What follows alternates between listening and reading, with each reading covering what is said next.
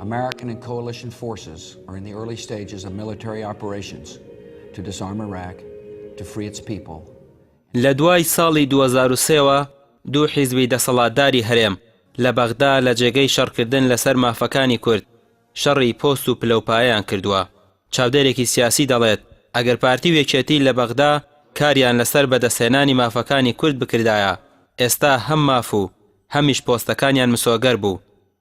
بەڵام هەڵپەی وەرگرتنی پۆست و کارکردن لە پێناو بەرژەوەندی حیزبی هەم پۆستەکانیان لە دەستدا و هەمیش مافەکانی کوردیان بۆ دەستەبەر نەبوو.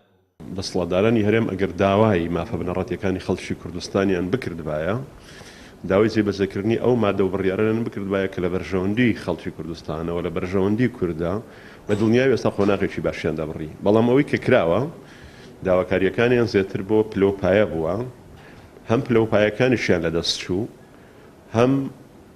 هەم خواست و داواکاریە بنەڕەتیانی خەڵکی کوردستانیشیان لەدەست چوو. بۆ ئێستا لە خۆناغێکی زۆر خراپداین.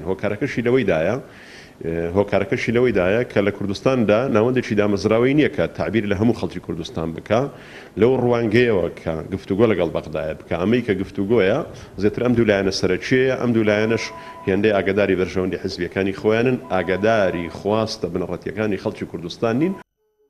لە دوای ڕوخانی ڕژێمی بەعس و پێکێنانی حکومەتی نوێی عێراق کورد سەرەڕای ئەوەی کۆمەڵێک پۆستی گرنگی لەنێو ئەو حکومەتە نوێیەدا پێبەخشرا، لە ناویاندا سەرۆک کۆمار و وەزیری دارایی. بەڵام لە بەرژەوەندی کورد و دەستەبەرکردنی مافەکانی کورد پۆستەکان بەکار نەهێنران و دیاترین کێشەی نەتەوەیی کورد کە مادەی 140 و گەڕانەوەی ناوچە دابڕێنراوەکانە بە هەڵپەسێدراوی تا ئێستا ماوەتەوە. ئەوە جگە لەوەی لە دوای 16 ئۆکتۆبەرەوە بەشێکی تر لە خاکی کوردستان لەسەر دەستی دوو حیزبی دەسەڵاتدار لە دەستی کورد دەرکرا.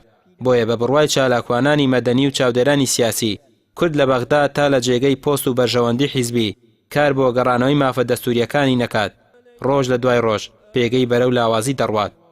بۆی دیراسەمان کردبێت لە هەردوو حیزبی دەسەڵات و نوێنەرانی هەردوو دەسەڵات لە پەرلەمانی عێراق هیچ کارێکیان نەکردەوە بەرژەوەندی کورد و زیاتر بە دوای بەرژەوەندی شخصی خۆیانەوە بوون، دوور بوون لە یاسا دەستوریەکانی هەرێمی کوردستان. بۆ نمونە یاسای 140 ئومێد دەکەم بۆ پەرلەمانی داهاتووی عێراق کوردەکان بە تۆکمەی یەک ڕیزی کاری خۆیان بکەن و بۆ ئەوەی کە بەڕاستی هەکبە و تۆکمەی و یەکڕێی و برایەتیان پێوە دیارە بتوانن کارەکانیان بگەێنە کۆتا و ئامانجێکی زۆر پیرۆزیانە بێ بۆ ئەوەی کورد لە مافە دەستوریەکانی سوودمەند بێت.